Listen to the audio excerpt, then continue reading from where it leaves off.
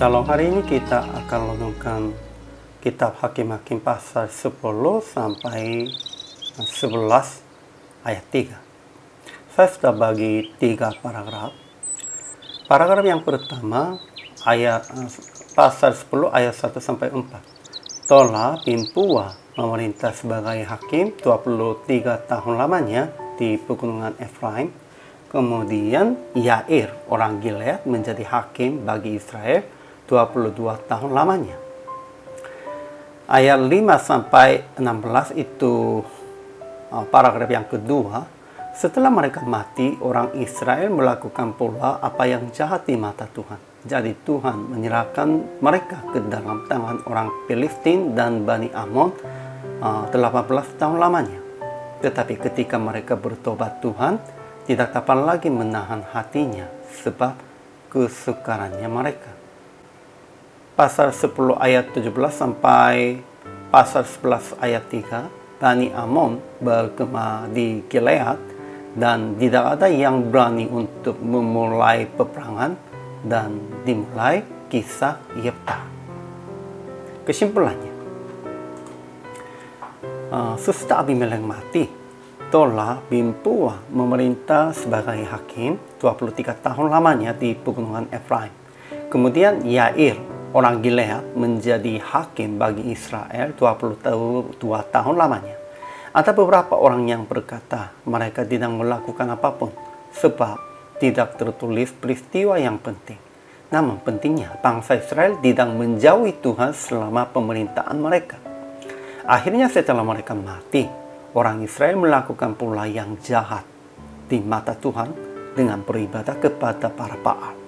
Jadi Tuhan yang bangkit murka menyerahkan mereka ke dalam tangan orang Filistin dan Bani Amon 18 tahun lamanya. Orang Israel berseru kepada Tuhan dan mengaku, kami telah berbuat dosa terhadap Engkau. Namun Tuhan menegur mereka sebab lupa akan Tuhan menyelamatkan mereka dari suku bangsanya.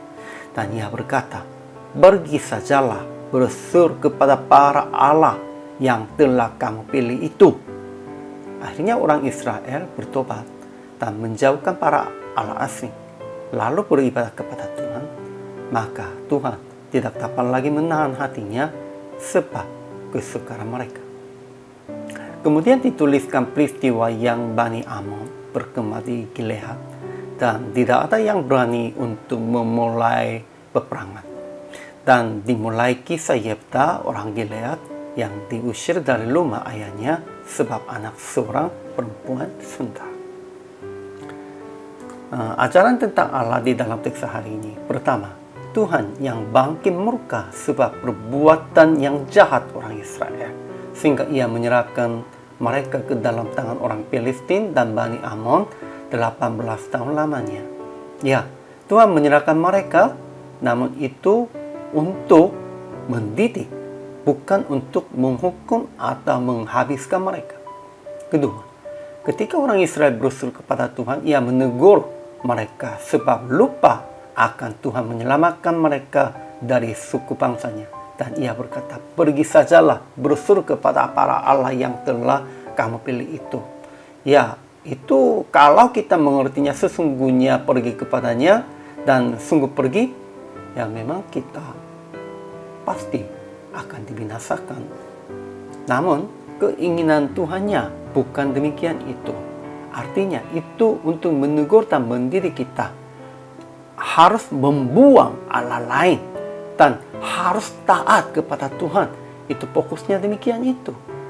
Ketiga, namun setelah orang Israel bertobat dan menjauhkan para Allah asing, lalu beribadah kepada Tuhan, ia tidak dapat lagi menahan hatinya sebab kesukaran mereka. Betul, Tuhan tidak bisa menahan hatinya kalau kita sudah jatuh di dalam kesukarannya.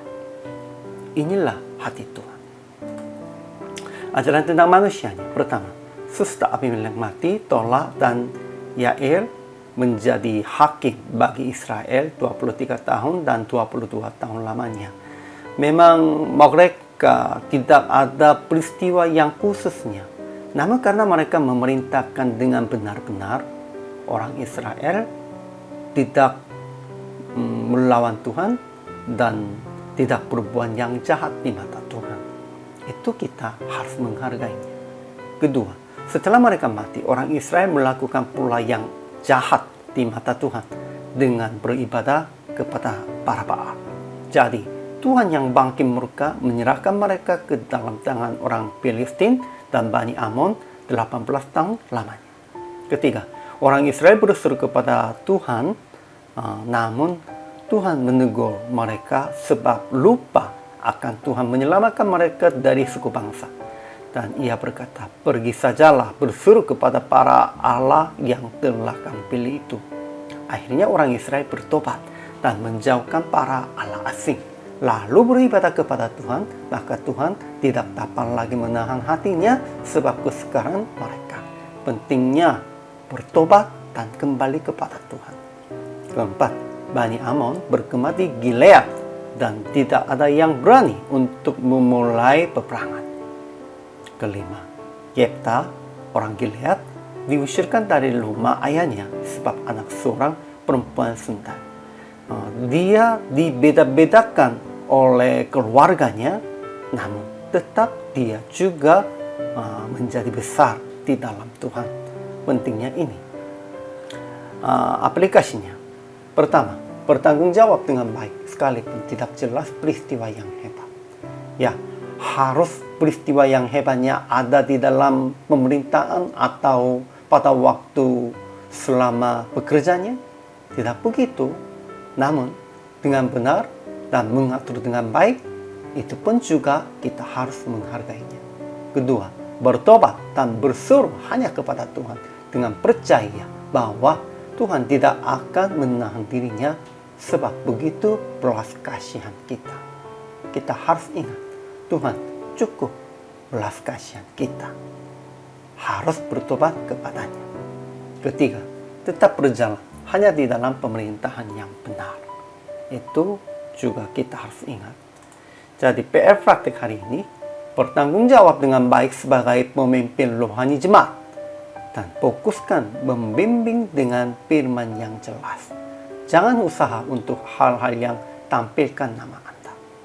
Orang-orangnya ingin begitu ya, ingin berhasil yang jelas begitu.